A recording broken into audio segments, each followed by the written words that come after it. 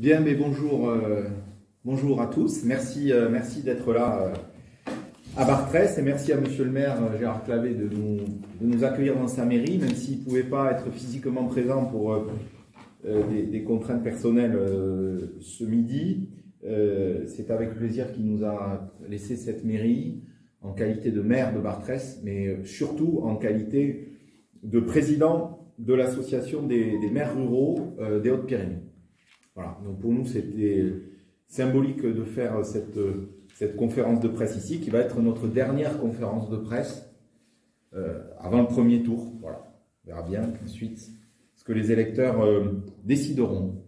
Pourquoi la ruralité? Parce que, vous savez, il y a 462 communes dans le département des Hautes-Pyrénées, et il y en a 452 sur les 469 qui sont en zone dense ou très peu dense, selon les catégories de l'INSEE.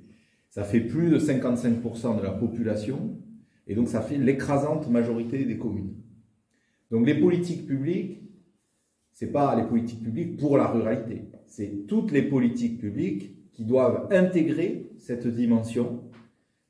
Et si les électeurs nous font confiance, on sera évidemment très attentif à ce que les politiques publiques nationales et leurs déclinaisons locales prennent bien en compte les réalités, les spécificités de la ruralité dans tous les domaines. L'accès aux soins, bien sûr l'agriculture, ça c'est par nature concerné, mais aussi l'école, l'enseignement, la mobilité, l'attractivité économique, la sécurité publique. Finalement, toutes les politiques publiques ont une dimension. Alors d'abord, je voudrais dire quelques mots de bilan sur ce sujet, parce que le gouvernement n'est pas resté inactif sur ce thème, grâce notamment à Joël Giraud, qui était secrétaire d'État en charge de la ruralité. Au passage, je rappelle, ex-membre du Parti radical de gauche, qui a rejoint Territoire de progrès et la majorité présidentielle. Il y a une place pour cette aile gauche dans la majorité. Et Joël Giraud a conçu, initié, déployé cet agenda rural avec 200 propositions qui ont été déployées. Les plus emblématiques d'entre elles, évidemment, Petite Ville de demain. On a eu bien sûr aussi les maisons France Service. Dans le département des Hautes-Pyrénées, c'est 17 agences France Service qui sont mises en place. Le volontariat territorial en administration, qui permet aux collectivités d'aller chercher les dossiers. Ce dispositif qui était dans le plan de relance, d'ailleurs, n'a pas été tellement utilisé, alors qu'il est à disposition des communes rurales. Je pense aussi à Fabrique des territoires et au dispositif de l'Agence pour la transition écologique, de l'ADEME, le Fonds tourisme durable, le slow tourisme. Là encore, je trouve que dans ce département, on ne les a pas utilisés à toute leur potentialité. Mais dans le bilan du gouvernement, il y a aussi les dotations de soutien à l'investissement pour les petites communes. On appelle ça la DETR, en langage préfectoral, technocratique, la dotation d'équilibre des territoires ruraux, qui a été consolidée pour les Hautes-Pyrénées, c'est près de 40 millions d'euros, et qui permet de soutenir l'investissement. Bien sûr, il faut avoir des projets pour la transition écologique, pas que sur les bâtiments publics.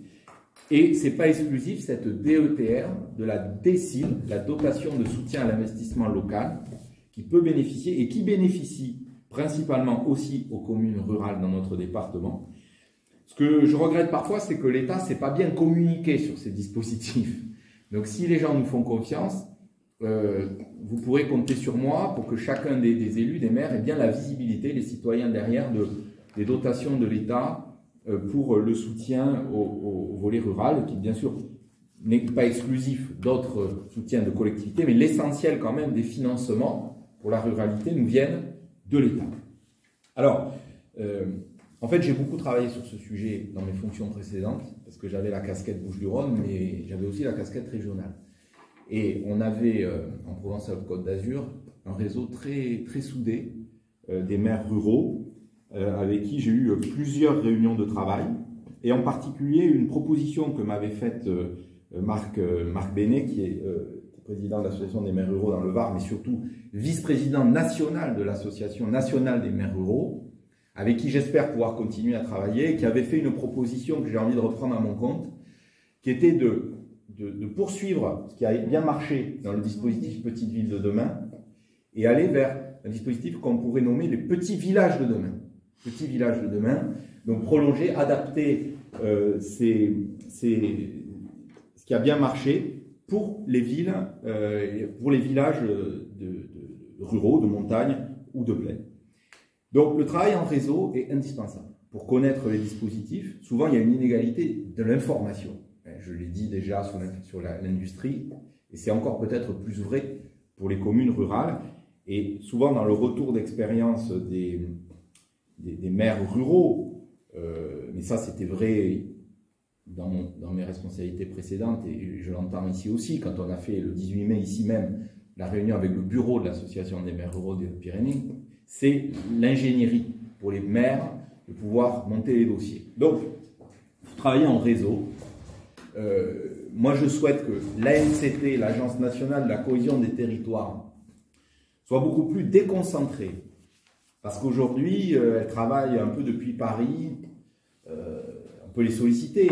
Encore faut-il avoir le numéro de téléphone et les connaître. Donc, moi, je pousserai pour que cette ANCT se déploie beaucoup plus dans le réseau des préfectures, des sous-préfectures, qui sont là avec les services de l'État pour aider aussi à accompagner les dossiers. Sur ce sujet comme sur d'autres, le parlementaire, il peut être une courroie de transmission. Donc cette proposition de déconcentrer mieux l'ANCT, d'aller pousser, d'étendre le dispositif Petite Ville de demain à Petit Village de demain, et puis moi personnellement, si les électeurs nous font confiance, je continuerai ce qui a été fait du reste, hein, c'est-à-dire d'être dans les associations d'influence.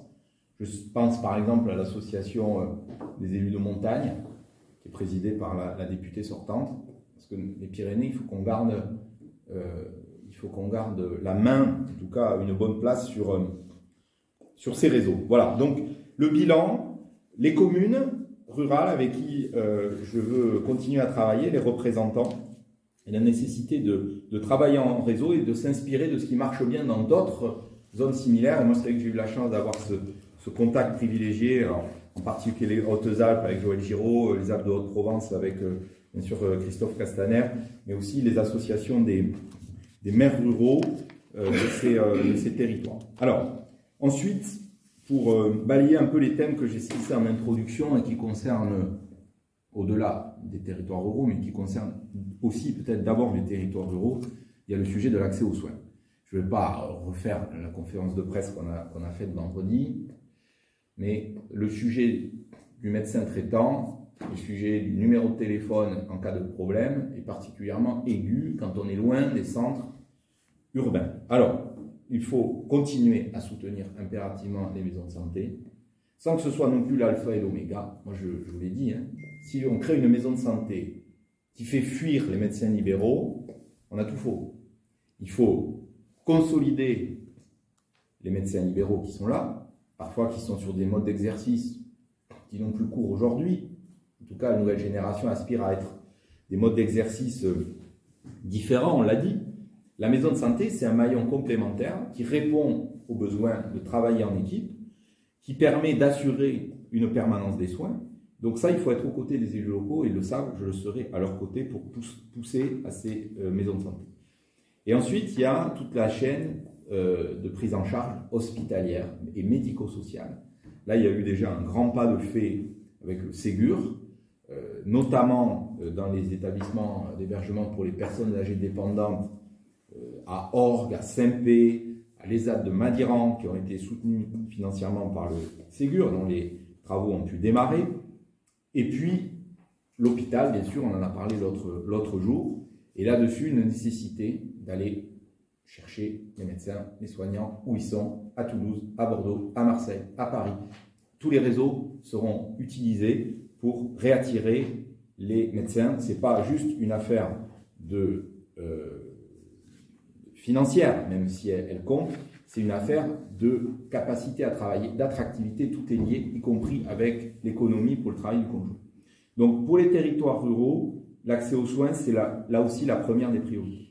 Deuxième des priorités, c'est la défense de notre agriculture locale.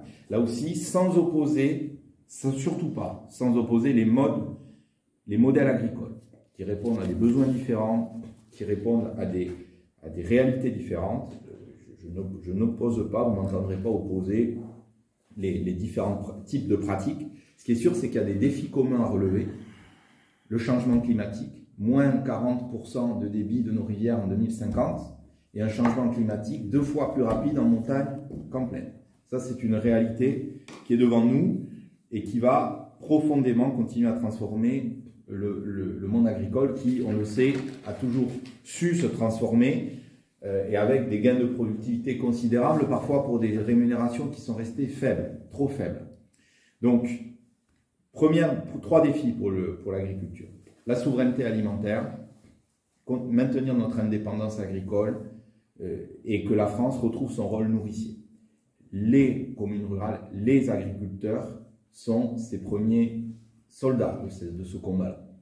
Donc, il faut absolument les aider à continuer à exercer leur métier. Les subventions, la politique agricole commune, les aides à trouver des financements pour les outils de transformation, la gestion de l'eau, de manière concertée et équilibrée avec toutes les parties prenantes, et ça je m'y emploierai personnellement, mais surtout investir.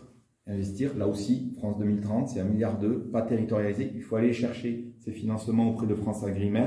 On l'a dit l'autre jour quand on a été reçu vendredi à l'exploitation agricole avec l'ensemble des candidats, ça me paraît le point fondamental. Donc, pour la souveraineté, pour protéger les agriculteurs et leurs revenus, Egalim, c'est un premier pas. Le travail n'est pas fini. Dans le rapport de force entre les producteurs éclatés et la grande distribution, il faut s'organiser. On était hier au marché à Rabastens, on a eu ces échanges avec Coop des Gaves, les organisations de producteurs, les circuits courts sont des moyens de mieux valoriser le travail de nos agriculteurs et de mieux les rémunérer. Vous savez quand même que le panier moyen, l'alimentation dans le panier moyen a chuté considérablement ces dernières années. Et donc le local, les circuits courts, là encore, avec notamment une mesure pouvoir d'achat qui est en instance de vote, selon la nouvelle Assemblée nationale, le chèque alimentaire de 60 € pour 8 millions de familles, qui sera spécifiquement pour les agriculteurs locaux et le circuit court. Donc, premier défi, la santé. Deuxième défi, l'agriculture locale. Troisième défi, la mobilité. Alors là, ce n'est pas la peine de se raconter d'histoire. La voiture va conserver une place centrale dans notre territoire des Hautes-Pyrénées. 83% des déplacements professionnels se font en voiture. Moi, je suis un adepte du vélo. Les cols pyrénéens, je les ai faits entre 15 et 25 ans. Là, aujourd'hui, je ne suis pas sûr que j'y arriverai encore, mais je compte bien m'y remettre. Le vélo, c'est 8% des déplacements. Vous n'allez pas en vélo pour travailler. Même si le vélo, il y a ici une potentialité importante, ici à Lourdes, y compris sur la formation sur le tourisme 4 saisons.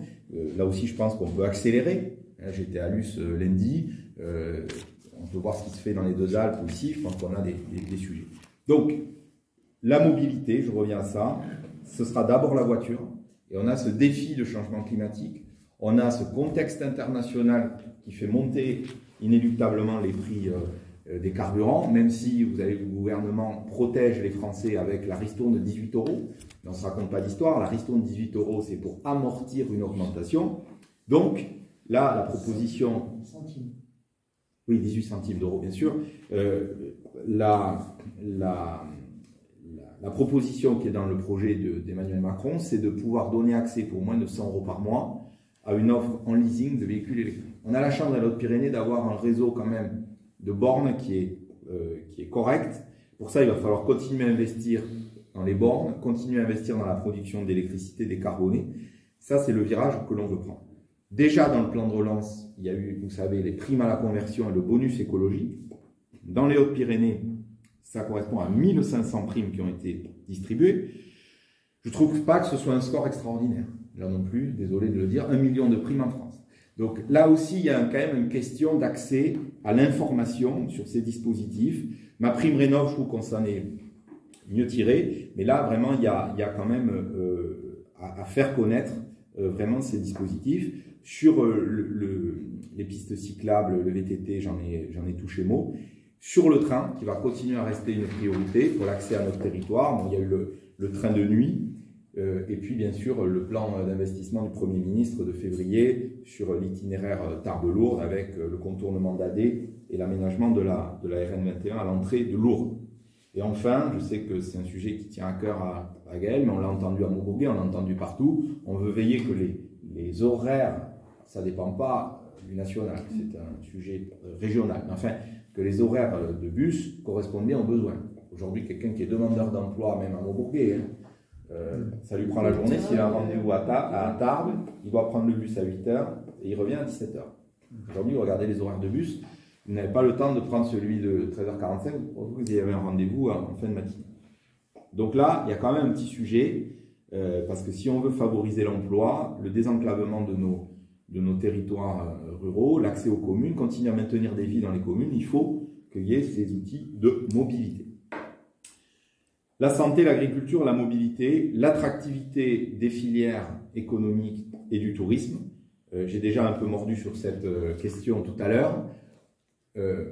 Bien sûr, le ski, qui reste un moteur, mais on sait que le changement climatique est là, donc il faut s'y adapter, il faut l'anticiper, on ne va pas mettre la tête dans le sable sur ces sujets.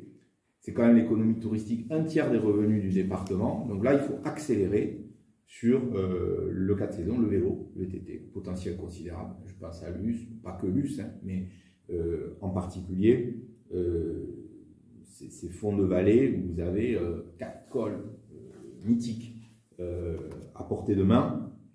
Il faut pouvoir en tirer tous les bénéfices. Et puis là encore, pardon d'être un peu lourdingue sur ces sujets, mais nous avons l'ADEME, des fonds régionaux de l'État, tourisme durable, slow tourisme, qui sont parfois, se dit c'est compliqué ces appels à projets, pas tant que ça. Voilà. Là encore, on revient à ce que je disais sur la NCT, sur l'ingénierie locale, d'accompagner les collectivités, les porteurs de projets à être aidés financièrement pour bénéficier de ces fonds et qui vont être directement impactants pour les territoires ruraux. Voilà. Enfin, un dernier mot sur le volet sécurité, ordre public. Les sujets d'ordre public, ça ne concerne pas que les banlieues des grandes villes. Ça concerne tout le territoire national. Et là aussi, le gouvernement n'est pas resté inactif. Depuis 2017, il y a une augmentation des effectifs de police et de gendarmerie avec 10 000 nouvelles recrues qui ont été faites. 200 nouvelles brigades de gendarmerie en ruralité. 15 000 places de prison, des offensives renforcées sur les trafics de drogue, les branciers anti-rapprochement, anti-harcèlement pour les violences domestiques, et puis des valeurs réaffirmées avec la loi du 24 août 2021 sur le respect des principes de la République, sur les séparatismes religieux. Là-dessus, on ne lâchera pas un seul pouce de terrain. Donc, ces sujets-là, qui concernent tout le territoire national, aussi la ruralité. Et moi, on entend des choses ces derniers jours qui ne me plaisent pas du tout. Dans les responsabilités précédentes que j'ai eues, la violence légitime dans un état de droit, c'est la police nationale, la gendarmerie nationale. Donc, on ne peut pas dire la police, la gendarmerie tue. C'est inadmissible et outrancier de dire ça. Donc ça, on ne peut pas l'accepter. J'ose espérer que les mots ont dépensé la pensée du candidat Premier ministre, Jean-Luc Mélenchon. Voilà. Non, là-dessus, il faut qu'on soit clair. Une transparence totale sur les actions des agents publics, quels qu'ils soient. Vous êtes infirmière, vous êtes agent des impôts, vous êtes policier, vous avez un devoir déontologique qui est peut-être encore plus fort que n'importe qui d'autre parce que vous portez l'uniforme de la République. Donc il ne faut aucune complaisance à l'égard des débordements qu'il pourrait y avoir. Enquête indépendante, sanction le cas échéant. Mais d'aller expliquer que par présomption, la police serait violente, voire qu'elle irait à tuer. Non, ça c'est quand même là, je trouve que là, on dépasse un petit peu les limites. Voilà. Donc je voulais quand même le dire au détour de cette conférence de presse. Mais voilà, le message aujourd'hui, c'est vraiment, on sera très attentif aux sujets ruraux, évidemment parce que c'est l'essentiel de ce qu'est la réalité de ce département des Hautes-Pyrénées. qu'on ne veut pas opposer ruralité et écologie, vous l'avez senti dans tous les thèmes, sur la santé, sur l'agriculture, sur la mobilité. Écologie et ruralité, ça va ensemble. La nature a besoin de l'homme, l'homme a besoin de la nature.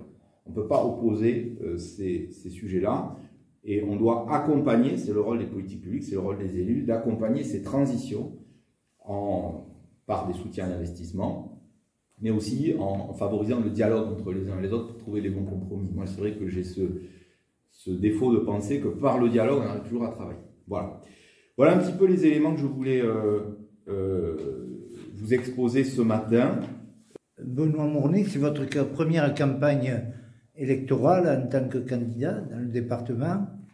Qu'avez-vous retiré de cette campagne? Qu'est-ce que vous en pensez? L'accueil, les adversaires, tout. Voyons l'ambiance que vous avez. C'était une campagne intense et une campagne plutôt joyeuse, mais une campagne courte. Et ça, on le sait. On a eu les investitures le 5 mai. Au lendemain des élections présidentielles, le président de la République a pris le temps de valider ses investitures, de choisir ses candidats pour le représenter. Ici, il a été particulièrement attentif. Vous savez bien que c'est son département de cœur. Donc, il voulait évidemment un député du CRU et un député qui a pu avoir des expériences qui peuvent être utiles. Voilà. Donc ça, on essaye de l'expliquer depuis 5 semaines, d'aller au contact, les matins plutôt les marchés, les après-midi à la rencontre de chefs d'entreprise, de responsables d'associations, d'élus, la presse, les rencontres citoyennes le soir. Une campagne très intense, et aussi, comme l'a dit Gaël, quand il reste un peu de temps, le soir ou la nuit, d'écrire nos communiqués de presse pour alimenter le fond. Moi, ce que je suis heureux, je vous le disais la semaine dernière, qu'on puisse avoir enfin un débat. On l'a tout à l'heure avec certains des candidats à la proposition à laquelle on a répondu de Haute-Pyrénées TV. Parce qu'il faut qu'on ait ce débat de fond. C'est une campagne législative. L'enjeu, c'est qui gouverne le pays. Le président de la République, le débat a été tranché, c'est Emmanuel Macron. La clarté, la cohérence, en tout cas, le souci que l'on porte, c'est de donner une majorité stable à la France et en même temps d'être un député utile pour les Hautes-Pyrénées. Donc, on a ces 3 blocs aujourd'hui, Rassemblement national, NUPES et majorité. Et moi, j'invite au vote utile dès le premier tour tous les électeurs. Mais la campagne, l'ambiance de campagne a été plutôt très chaleureuse. Et pour tout dire, je ne me suis pas tellement préoccupé des polémiques. Au départ, Gaël évoquait cette affaire de parachutage qui m'a un peu collé au basque. Bon, je l'ai pris avec le sourire, mais enfin je réponds quand même. Parce que notre enjeu principal ici, c'est l'attractivité. On le dit sur les médecins, on le dit sur l'économie. Si les jeunes d'ici partent étudier, comme c'est le cas à peu près dans toutes les familles, partent acquérir de l'expérience professionnelle ailleurs et à un moment donné veulent revenir chez eux, si on leur explique que quand ils sont chez eux, ils sont parachutés, je ne sais pas qui c'est qu'on va vouloir faire revenir. Bon. Mais au-delà de cette affaire-là, moi je suis plus ambitieux que ça, c'est-à-dire que je voudrais que d'autres gens qui ne sont pas d'ici viennent pour que notre département garde son identité, mais retrouve aussi tout son dynamisme. Voilà. Donc, c'est un peu l'argument qu'ont mes compétiteurs. Je ne vais pas dire le seul, mais presque le seul. Moi, ce qui m'intéresse dans le débat, c'est le débat de fond que nous pourrons avoir. On l'a dit la semaine dernière dans la conférence de presse, on a des options très différentes avec le Rassemblement national, des options très différentes avec la NUPES, que les gens doivent trancher, mais ils doivent se positionner sur le fond. Gaël, votre suppléante, Gaël Vallée, a dit que vous aviez tout dit. Moi, je constate que vous avez oublié quelque chose d'essentiel. Vous êtes en Pays de Lourdes ici. Vous n'avez pas prononcé une seule fois le mot de Lourdes. Là, on était sur la ruralité. Donc oui, mais enfin, voilà, vous avez débordé également sur d'autres sujets qui étaient... Ah bon oui. Le tourisme, ça touche la ruralité. Eh bien oui, le tourisme. Non, mais le tourisme, ça comprend Lourdes aussi. Et il n'y a pas eu un mot de Lourdes. Non, il me semblait qu'en plus que j'ai dit Non. un mot de Lourdes, je Dans sais le plus. communiqué, il y a... Ah, Je dans sais le plus. communiqué Je peut-être, sais plus mais à- je sais plus à quel- pas là, pas aujourd'hui. Non, mais j'ai parlé de Aujourd'hui. Lourdes quand j'ai parlé du VTT. Parce que j'ai Non, dit mais que là, vous n'avez pas parlé. la Coupe du Monde, la Coupe du Monde de VTT est un phare dans l'année qui doit embarquer toute la vallée, parce que je pense que le 4 saisons, l'avenir, si on n'a plus de neige à un moment, ce sera le vélo. Bon, en tout cas, le vélo, il faut regarder ce qui s'est fait déjà dans certains départements alpins. Nous, on est encore un peu balbutiant sur ces sujets. Le plan montagne, dans les Alpes de Haute-Provence, 160 000 habitants, on ne parle pas de département de haute montagne, les Alpes de Haute-Provence. Le plan montagne, 5 millions d'euros. Les Hautes-Pyrénées, 2 millions d'euros. Alors, je veux bien, mais si vous voulez, il y a eu des projets sur le VTT Tourmalet, il faut qu'on pousse plus. Il y a de l'argent, il faut aller le chercher là-dessus, qu'on ait les infrastructures et qu'on ait le marketing territorial pour aller chercher ces touristes. Donc, Lourdes, c'est la marque mondiale, c'est le phare, c'est connu partout. Le touriste spirituel est un touriste aussi, il vient pour le sanctuaire, donc ça doit quand même rester le cœur de l'économie lourdaise, mais il faut aller chercher la nuit de plus pour faire découvrir nos vallées, nos paysages, et il faut aussi qu'on arrive pour nos hôteliers, à s'adapter au modèle. C'est-à-dire que le charter avec le pèlerinage diocésain bien de groupe, aujourd'hui, est concurrencé par un mode de voyage plus individuel. Voilà, c'est une donnée. Il faut la prendre en compte, il faut s'y adapter, il faut en Pas tirer proportionnellement, hein, Non, pas bien sûr. proportionnellement. On a quand même cette dynamique. Donc, on a le plan, voilà exactement, le plan Avenir Lourdes qui a été décidé, qui est à mettre en œuvre pour une part qui a commencé, le volet urbain, d'aménagement, qu'il faut accélérer. Et là encore, ça c'est un peu peut-être un point commun avec la ville de Marseille et la ville de Lourdes, qui en plus du plan national France Relance, ont eu des plans dédiés. Voilà. Et donc, pour ça, là aussi, comité de suivi, préfet, élus, sociopro, parlementaires, peut aider, être une courroie là-dessus. Donc, si vous voulez, dans les 5 priorités locales que les citoyens reçoivent, il y figure. Les socioprofessionnels lourdais ont souvent été négligés dans cette affaire. Moi, nous avons rencontré les socioprofessionnels lourdais. Je les vois régulièrement. Hein. Les autres. À moi, ils me parlent. Non, mais c'est vrai, c'est pas fini. Enfin, je veux dire, ce plan Avenir Lourdes, il n'est pas bouclé. Mais il faut intégrer mettre des tout le monde, projets hein, en ça, face. c'est Il sûr. faut mettre des Il projets. faut faire des projets avec les Bien sûr. socioprofessionnels qui sont déjà sur Oui, place. mais Absolument. c'est Faut pas que ce toujours soit le ici. cas. Non, je suis d'accord. Il y a la brique aménagement urbanisme, qui est le socle, l'accès routier. Il y a le volet attractivité commerciale, qui va aussi dépendre des initiatives des sociopros. Les pouvoirs publics peuvent être en appui. Mais je suis d'accord avec ça, c'est que la vision, c'est l'attractivité. Sur tous les domaines, c'est le point commun peut-être à toutes les thématiques, c'est l'attractivité. Donc, moi, je suis plutôt confiant sur le fait que Lourdes va retrouver son éclat après cette crise terrible qui est passée, qui permet de se poser les bonnes questions et de sortir plus fort. Mais il faut, pendant cette période de transition, continuer à accompagner évidemment le secteur, qui puisse aussi se poser des questions. On a abordé franchement ces questions-là sur comment le modèle actionnarial des hôtels pour consolider les hauts de bilan. On ne peut pas tout financer et tout autofinancer avec de la dette. Et ensuite, l'économie, si vous voulez, le fonds est là, les atouts sont là. Donc, il n'y aura pas de difficulté à pouvoir repartir. La nouvelle ligne qui a été validée, Volotea aussi donne des liaisons directes avec l'Italie. Moi, je me battrai avec la SNCF pour qu'on essaie de retrouver une ligne directe Italie aussi avec le train. Voilà. Donc,